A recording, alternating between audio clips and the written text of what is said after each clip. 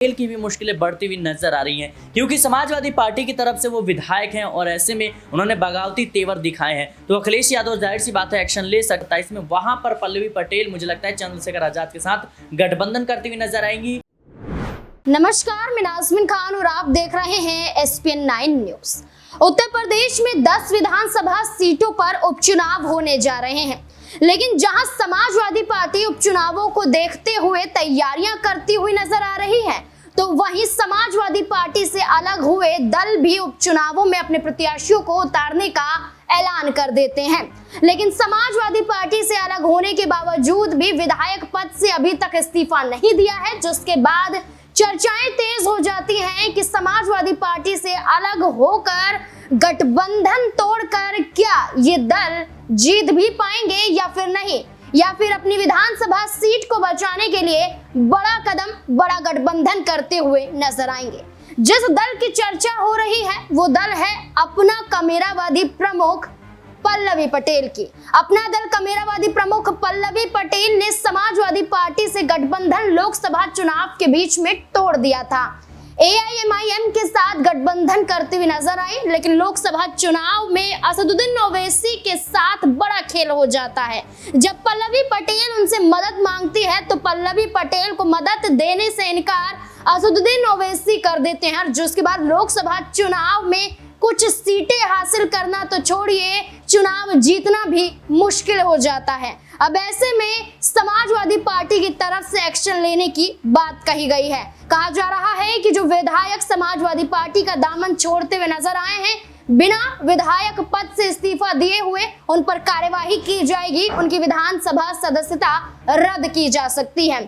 अब ऐसे में समाजवादी पार्टी के सिंबल से पल्लवी पटेल सिराथू से विधायिका हैं। अब ऐसे में उनकी विधानसभा सीट पर खतरा तो बरकरार है, लेकिन ये दावा भी किया जा रहा है कि अब पल्लवी पटेल समाजवादी पार्टी के साथ दोबारा गठबंधन करती हुई नजर नहीं आएंगी। अगर गठबंधन नहीं करेंगी तो फिर किस दल के साथ जाएंगी, किस दल से अब मदद मांगती हुई नजर आएंगी, इससे जुड़े हुए तमाम सवाल बनते हैं। और सभी सवालों के जवाब देने के लिए मेरे साथ मौजूद है मेरे सहयोगी सिराज। सिराज, आपका बहुत बहुत स्वागत है।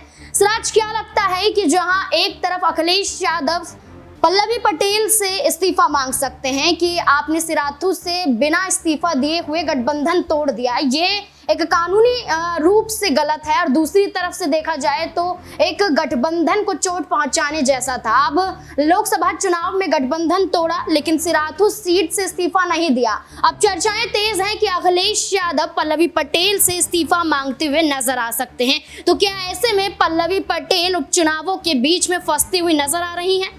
जी बिल्कुल, फंसते हुए नजर आ रही हैं वो लोकसभा चुनाव के दौरान से ही, क्योंकि जिस तरीके से पल्लवी पटेल की मांग थी 3 सीटों की, लेकिन अखिलेश यादव ने कह दिया कि हम अपना दल कामेरावादी की मांगों को पूरा नहीं कर सकते और उनको गठबंधन से बाहर का रास्ता दिखाया। नतीजा ये हुआ कि अखिलेश यादव के खिलाफ वो हमलावर होती हुई नजर आई, और जिस तरीके से अब उत्तर प्रदेश की 10 सीटों पर उपचुनाव होना है उसको लेकर के समाजवादी पार्टी काफी ज्यादा चिंतन मंथन में जुटी हुई है। और इसी बीच पल्लवी पटेल की भी मुश्किलें बढ़ती हुई नजर आ रही हैं, क्योंकि समाजवादी पार्टी की तरफ से वो विधायक हैं और ऐसे में उन्होंने बगावती तेवर दिखाए हैं। तो अखिलेश यादव जाहिर सी बात है एक्शन ले सकते हैं, लेकिन अब उपचुनाव को लेकर के जो असमंजस की स्थिति बन रही है पल्लवी पटेल को लेकर के, पल्लवी पटेल खुद ही इस बात को समझ नहीं पा रही कि उनका भविष्य किस ओर जाएगा। ना वो एनडीए के साथ जाती हुई नजर आती हैं, और इंडिया गठबंधन से तो उन्हें अखिलेश यादव ने बाहर का रास्ता दिखाई दिया है। ऐसे में उनके पास एक विकल्प, नए विकल्प के तौर पर देखा जाए तो चंद्रशेखर आजाद बेहतर नजर आते हैं। चंद्रशेखर आजाद ने भले ही नगीना सीट से सिर्फ जो है चुनाव जीता हो, लेकिन नगीना सीट से चुनाव जीतने के बाद चंद्रशेखर आजाद की भूमिका अब पूरे उत्तर प्रदेश में देखने को मिल सकती है। और खास तौर पर आने वाले जो उपचुनाव है 10 सीटों पर चंद्रशेखर आजाद अपने प्रत्याशी उतारेंगे, उसमें मुझे लगता है एक अहम किरदार पल्लवी पटेल निभा सकती हैं और चंद्रशेखर आजाद के साथ जाती हुई नजर आएंगी। अन्यथा जो विधानसभा चुनाव है साल 2027 में, वहां पर पल्लवी पटेल मुझे लगता है चंद्रशेखर आजाद के साथ गठबंधन करती हुई नजर आएंगी, क्योंकि चंद्रशेखर आजाद को अपनी पार्टी का विस्तार करना है, और जाहिर सी बात है इसके लिए उनको बड़े चेहरों की जरूरत होगी। रोकना चाहूंगी, चंद्रशेखर आजाद अगर अपनी पार्टी का विस्तार करना ही चाहते हैं तो अति आत्मविश्वास में नजर क्यों आ रहे हैं? नगीना सीट जीतने के बाद उत्तर प्रदेश के अलावा भी चुनाव लड़ने की बात करते हैं और राज्यों में, साथ ही साथ कहते हैं कि बिना इंडिया गठबंधन के उन्होंने चुनाव जीता और आने वाले चुनाव भी बिना इंडिया गठबंधन के जीतते हुए नजर आएंगे। अब किसी और दल का सहयोग लेने के लिए जो इंडिया गठबंधन से जुड़ा हुआ है उससे सहयोग लेने से साफ तौर पर चंद्रशेखर आजाद नजर आते हैं। तो क्या ऐसे में चंद्रशेखर आजाद जीत की कगार पर पहुंच रहे हैं या अति आत्मविश्वास के जरिए कहीं ना कहीं धराशायी होते हुए भी नजर आएंगे? जी देखिए, चंद्रशेखर के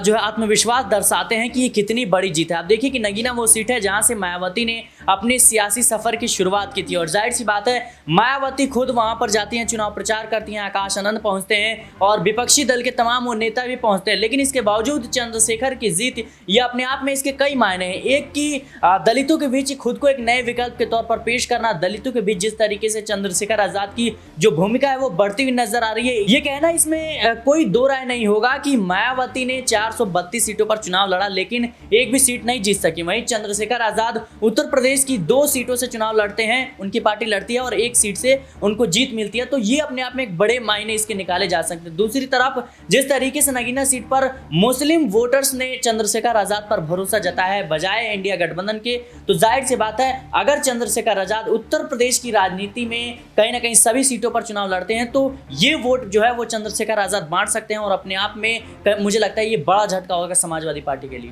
जहां हम चंद्रशेखर आजाद और पल्लवी पटेल को लेकर ये कहते हुए नजर आ रहे हैं कि एक वक्त पर पल्लवी पटेल ने खुद कहा था कि मैं चंद्रशेखर आजाद के साथ मिलने के लिए तैयार हूं, यानी कि उनका सहयोग पाने के लिए तैयार हूं। वो पल्लवी पटेल वो मायावती को लेकर भी यही बातें कहती हुई नजर आई थी। बसपा सुप्रीमो मायावती को लेकर भी ये कयास लगाए जा रहे थे कि पल्लवी पटेल असदुद्दीन ओवैसी से पहले मायावती के साथ गठबंधन में आना चाहती थी, लेकिन अब चर्चाएं तेज हो जाती हैं जब मायावती किसी भी पार्टी के साथ गठबंधन में आना नहीं चाहती थी। लोकसभा चुनाव में देखने को मिला मायावती ने साफ तौर पर इनकार कर दिया, अकेले अपने दम पर चुनाव लड़ती हुई नजर आई और ऐसे में देखने को मिला कि हार का सामना मायावती को करना पड़ा, पल्लवी पटेल को भी हार का सामना करना पड़ा। लेकिन चंद्रशेखर आजाद ने लोकसभा चुनाव में बहुमत के साथ जीत हासिल की। लेकिन एक और सवाल यहाँ पर सिराज ये बनता है कि जहाँ चंद्रशेखर आजाद हैं, दलितों के लिए काम करते हैं, जहाँ मायावती है वो दलितों के लिए काम करती हैं, जहाँ स्वामी प्रसाद मौर्य है वो भी कहीं ना कहीं पिछड़े वर्गों के लिए काम करते हुए नजर आते हैं और पल्लवी पटेल का नारा तो पीडीएम के तहत दर्शाया ही जाता है। तो क्या ये दिग्गज चेहरे, क्या ये बड़े चेहरे अब एक साथ आते हुए नजर आएंगे? जहां एनडीए, जहां इंडिया अलायंस है, वहीं एक तीसरा गठबंधन भी क्या देखने को उत्तर प्रदेश में मिल सकता है? जी बिल्कुल, इसमें कोई दो राय नहीं है, बल्कि देखने को मिल चुका है। जिस तरीके से पल्लवी पटेल और असदुद्दीन ओवैसी ने जो है गठबंधन किया अपना और पीडीएम मोर्चा बनाया, जाहिर सी बात है एक नया विकल्प था और एक नया कह सकते हैं कि जो वोटर्स हैं उनकी तरफ एक नया ऑप्शन था। और जाहिर सी बात है जो तमाम बड़े चेहरे हैं, खासतौर पर देखिए ओपी राजभर जो है वो लोकसभा चुनाव के बाद से भारतीय जनता पार्टी से नाराज नजर आ रहे हैं। वहीं बात करें स्वामी प्रसाद मौर्य की, पल्लवी पटेल की, एआईएम की, चंद्रशेखर आजाद, ये तमाम बड़े चेहरे हैं जो एक साथ मिलकर मुझे लगता है विधानसभा चुनाव में देखे जा सकते हैं और ये मुझे लगता है समाजवादी पार्टी के लिए एक बड़ा झटका है। देखिए बिल्कुल, अब समाजवादी पार्टी और भारतीय जनता पार्टी के लिए एक बड़े झटके के रूप में देखा जा रहा है कि अगर तीसरा गठबंधन उत्तर प्रदेश में होता हुआ नजर आया तो। लेकिन अब इस पूरे मुद्दे को लेकर आपकी क्या राय है? क्या चंद्रशेखर आजाद और पल्लवी पटेल का गठबंधन हो पाएगा? क्या उत्तर प्रदेश में अब चंद्रशेखर आजाद अपनी पार्टी के विस्तार को लेकर कई दलों का सहयोग पाते हुए नजर आएंगे? इस पूरे मुद्दे को लेकर क्या है आपकी राय? कमेंट सेक्शन में जरूर बताएं। देखते रहें SPN9 न्यूज। धन्यवाद।